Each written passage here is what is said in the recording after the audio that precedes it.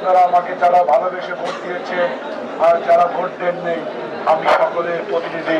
আপনারা সবাই একত্রিত হয়ে এই গোপালগঞ্জকে আমি একটা দৃষ্টান্ত স্থাপন করতে চাই। গোপালগঞ্জকে একটা শান্তির নগরী বানাতে চাই। গোপালগঞ্জে কোনো হানাহানি রাহাজানি, কোনো অন্যায় অত্যাচার জুলুম এইসব চলবে না। তাই আপনারা যারা আমার সমর্থক, যারা আমাকে ভালোবেসে ভোট দিয়েছেন, যারা ধানের শীষকে ভালোবেসে ভোট দিয়েছেন, যারা তারেক রহমানকে ভালোবাসেন, তারা একটু ধৈর্য ধারণ করবেন।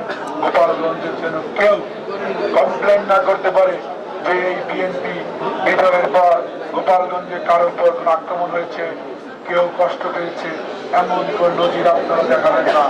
আপনারা সবাই ধৈর্য ধারণ করবেন, আপনারা সবাই শান্ত থাকবেন।